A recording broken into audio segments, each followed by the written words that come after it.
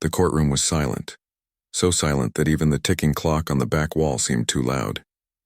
The air felt heavy, tense, as if every breath carried the weight of judgment. Lawyers shuffled papers, police officers stood stiffly near the benches, and spectators whispered behind cupped hands. In the middle of all that tension, a small, trembling voice rose, fragile but fearless. "My dad is innocent. And I'll prove it." Every head turned. At the center of the courtroom stood a little girl no older than 11. Her hair was tied into two messy braids, her school uniform wrinkled, her shoes scuffed from too many days of walking. But her eyes, those big brown eyes, shone with a light that could pierce through any lie. Her name was Lily Carter, and beside her in handcuffs sat her father, Daniel Carter. He was a man whose face showed both exhaustion and quiet strength. His rough hands still stained with engine grease from the small auto repair shop he once owned.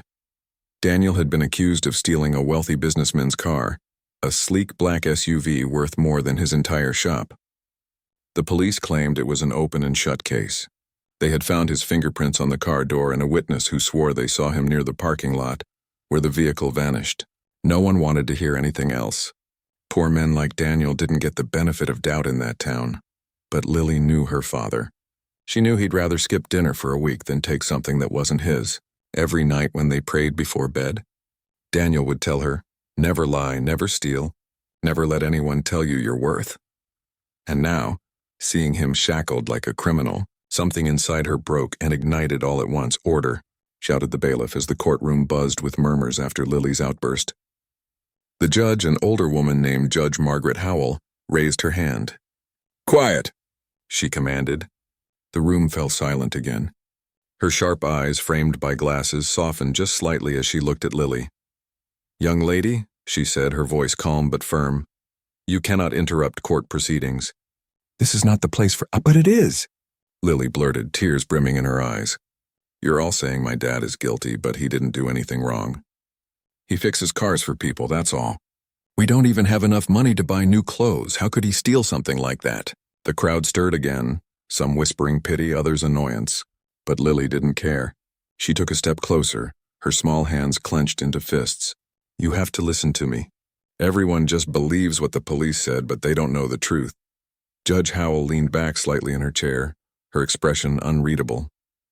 "And what truth is that, Miss Carter?"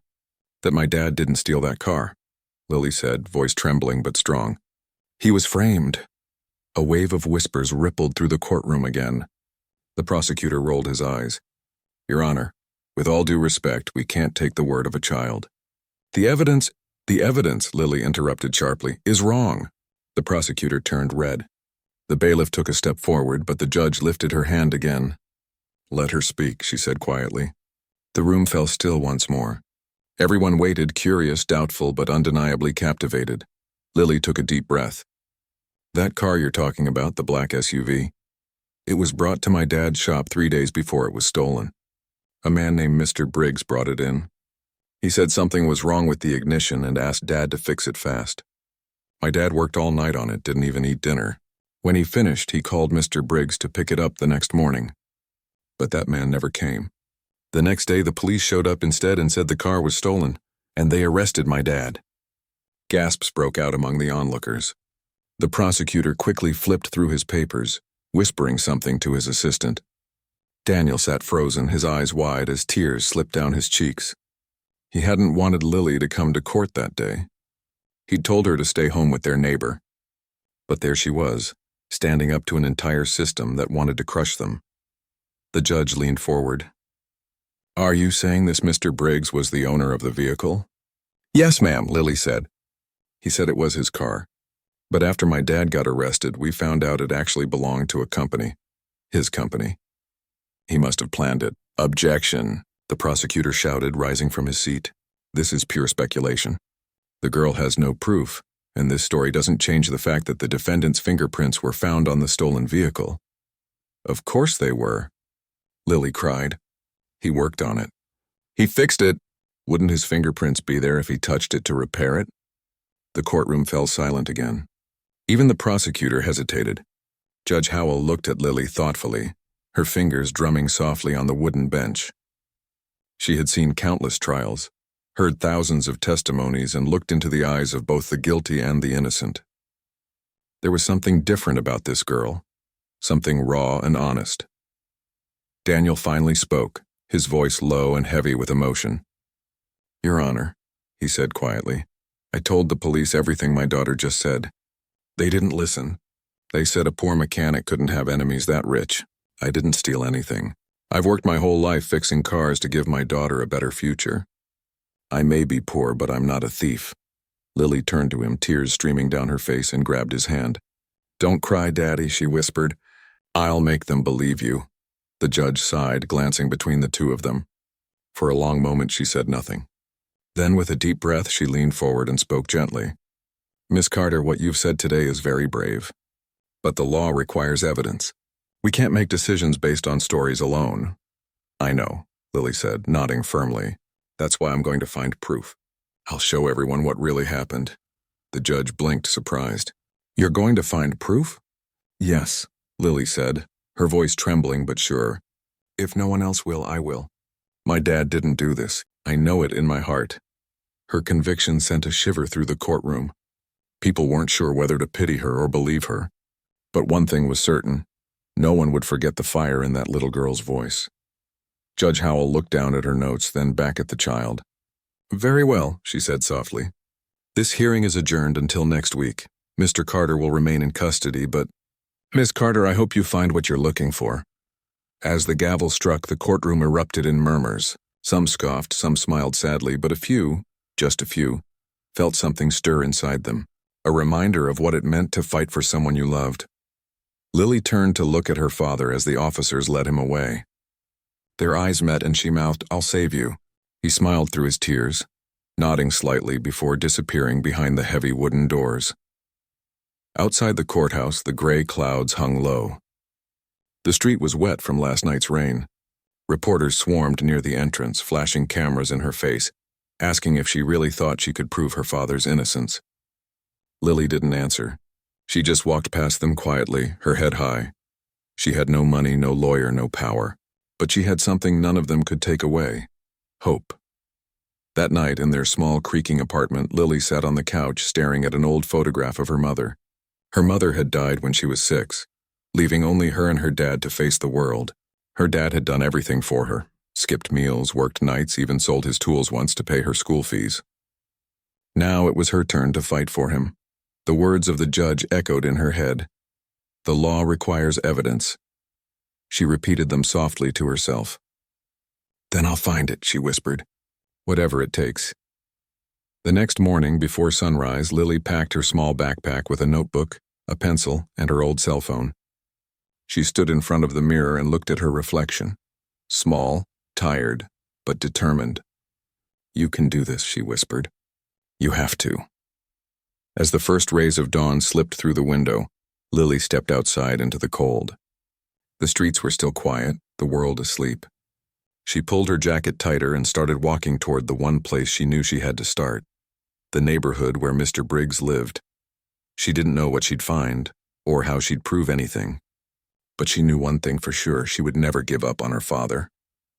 Not until the whole world knew he was innocent.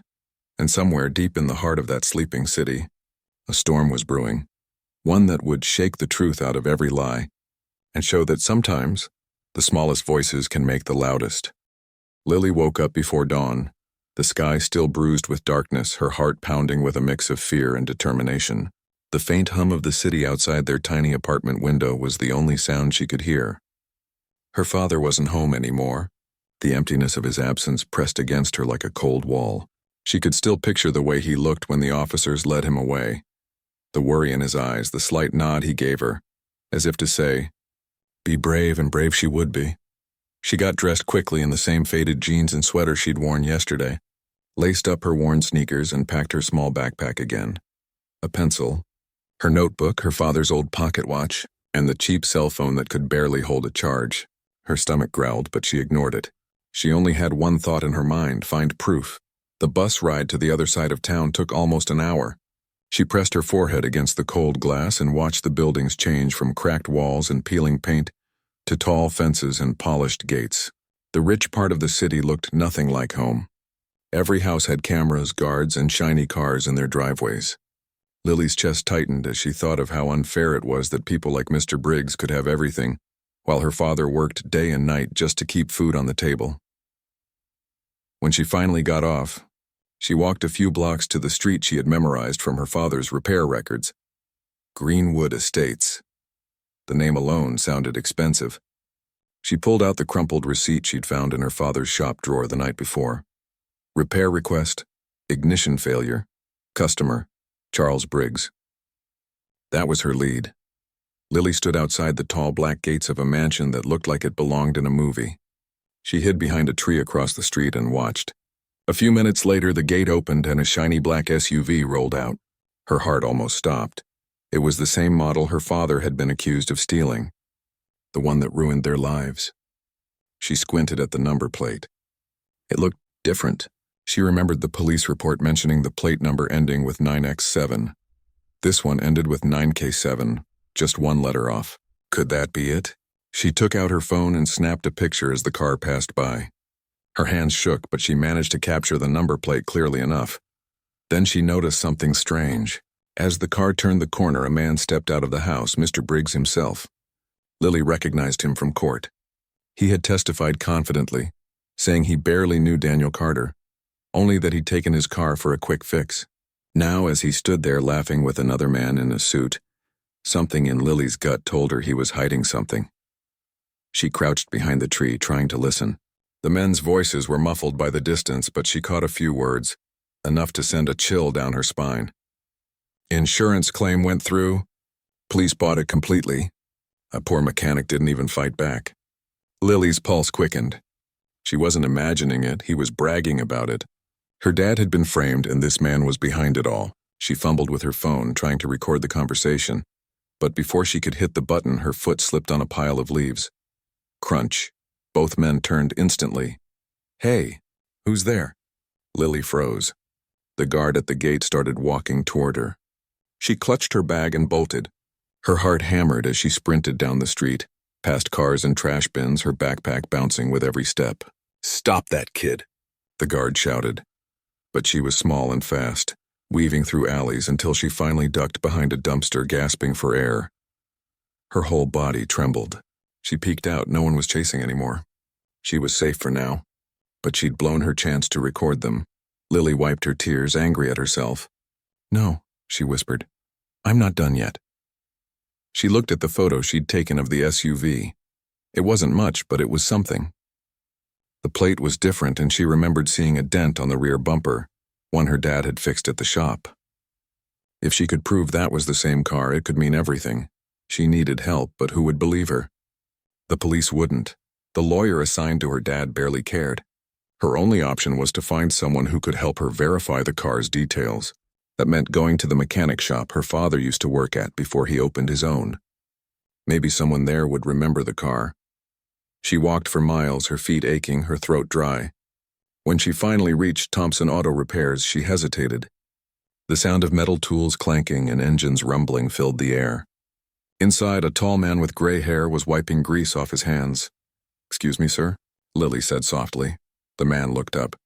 "Can I help you, kid?" "My name's Lily Carter. My dad used to work with you. Daniel Carter." His face softened. "Danny? Yeah, I remember him." "Good man. Heard about what happened. Rough deal. He didn't do it," she said quickly. "He was framed. I need your help to prove it." The man sighed. "Honey, I wish it were that simple. Once the cops get involved." "Please," Lily interrupted, pulling out her phone. "This car, look. My dad fixed it before it was stolen. But now it has a different license plate. Could that mean it's the same car?" The man squinted at the photo. "Same model, same color. Hold on." He walked over to a drawer and pulled out a stack of old receipts. "Your dad always kept backup copies of his jobs here before he went independent. Let's see." He flipped through them until he stopped. "Here it is, Charles Briggs. Black SUV, ignition repair 3 days before the theft." Lily's breath caught. "So the car in the picture, could it be that one?" The man studied the photo again. "See that little dent near the backlight? I remember Danny talking about it. Said it looked like someone hit a fence post. He fixed it with a quick patch, said the owner didn't want to replace it. If that dent's still there, It is, Lily said, eyes wide. It's still there. The man's expression changed. Then yeah, that's the same car. Her heart soared. It was proof, real proof. Thank you, she said, clutching the receipt and taking a picture of it. Thank you so much. Be careful, kid, he warned. If Briggs really set this up, he won't like you poking around. But Lily was already running out the door. As the sun began to set, she headed home, her phone almost out of battery. She was tired, hungry, and scared, but also more determined than ever. She had evidence now, a photo, a receipt, and the truth. Still, she knew it wouldn't be enough for the court. She needed a recording, something that caught Mr. Briggs admitting what he did. That night she barely slept. The image of her father sitting behind bars haunted her. Every time she closed her eyes, she saw his hands gripping the metal table during visiting hours, his voice breaking as he told her to stop worrying. They'll forget about me, sweetheart. Just keep studying. But she couldn't forget. She wouldn't. By morning, Lily had a plan.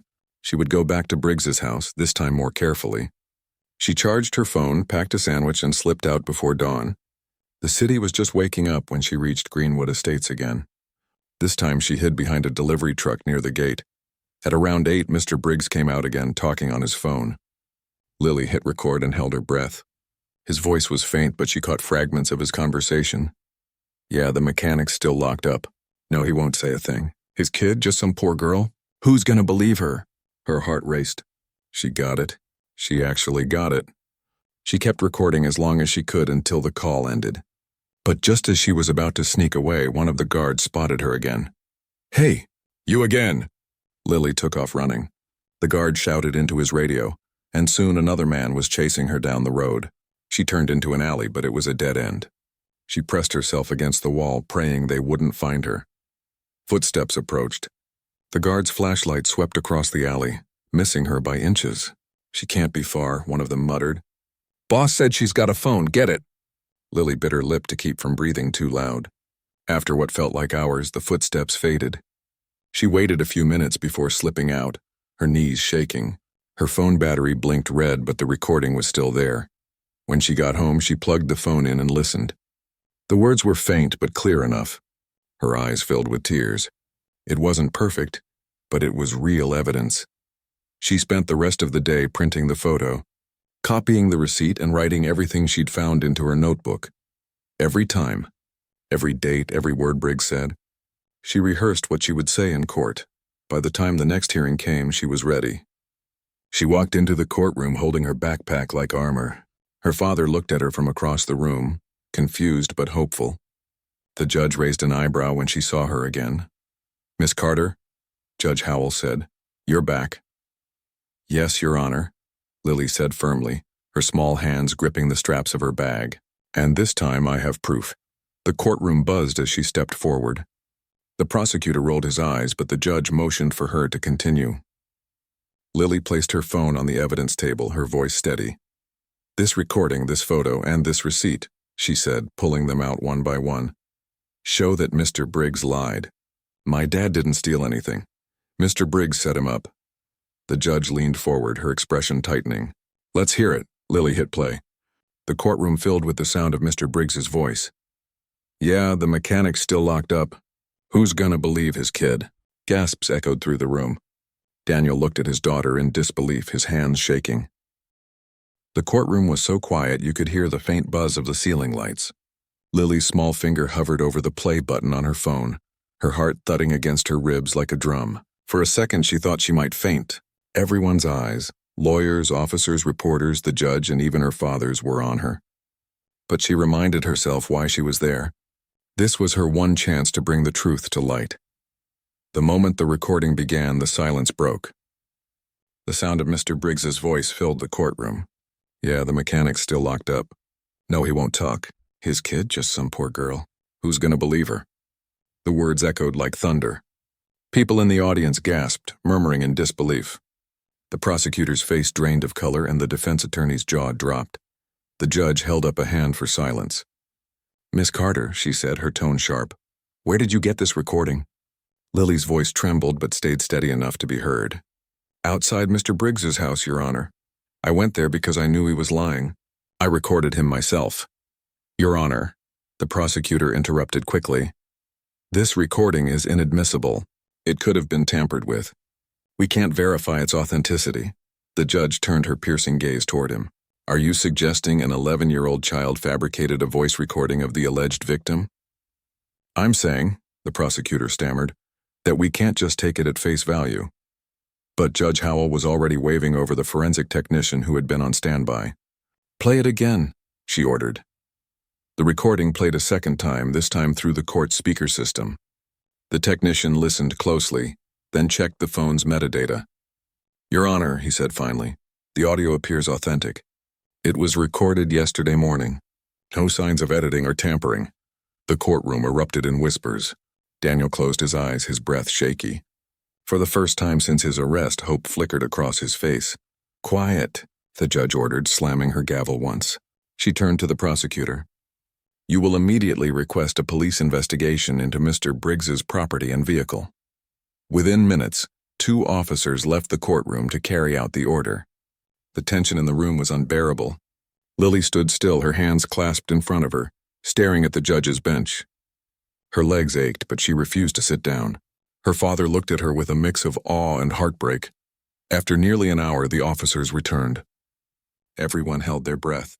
One of them stepped forward, holding a file. Your Honor, he said, we found the stolen vehicle in Mr. Briggs's private garage.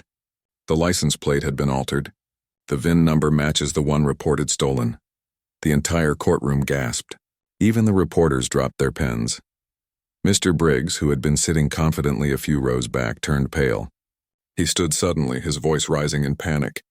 That's absurd. It was a misunderstanding. Sit down, Mr. Briggs, the judge snapped. You've said enough. He sat trembling as the officers moved toward him. Lily's heart was racing so fast she thought it might burst. She could barely process what was happening. It felt like a dream she had been fighting for since the moment her father was taken away. The judge adjusted her glasses and looked at Daniel Carter, who sat frozen in disbelief. Mr. Carter, she said, her voice softer now. Based on the new evidence presented and the corroboration of this recording, it is clear that you were wrongfully accused. This court finds you not guilty of all charges. The words echoed through the courtroom like music. Daniel's head dropped into his hands. For a long moment he didn't move. Then Lily ran to him, tears streaming down her face. She threw her arms around his neck, sobbing. I told you, Daddy.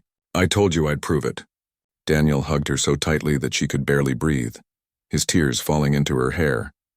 You did, sweetheart, he whispered, his voice breaking. You did what no one else could. Even the judge's eyes glistened. She stood and stepped down from the bench, walking toward them. Miss Carter, she said quietly, I've seen hundreds of trials, but I've never seen courage like yours. You believed in your father when the world didn't. Lily looked up at her shyly. He's my dad, she said simply.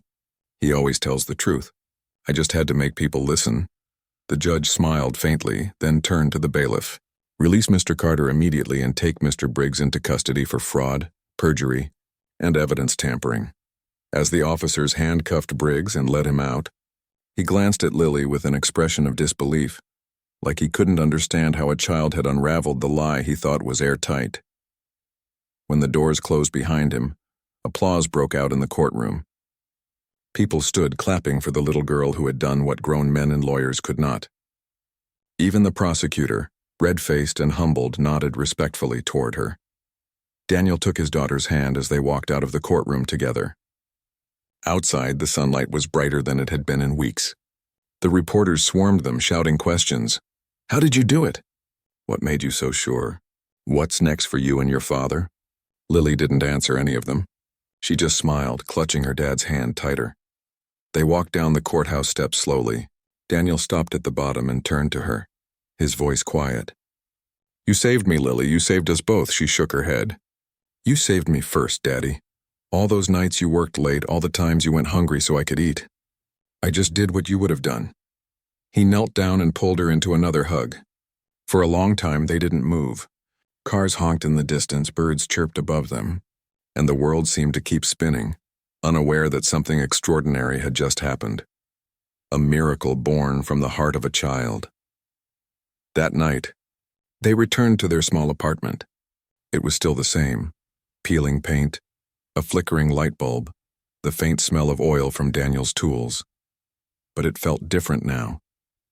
It felt like home again. Daniel cooked them a simple dinner, macaroni and cheese from a box, the kind Lily loved most.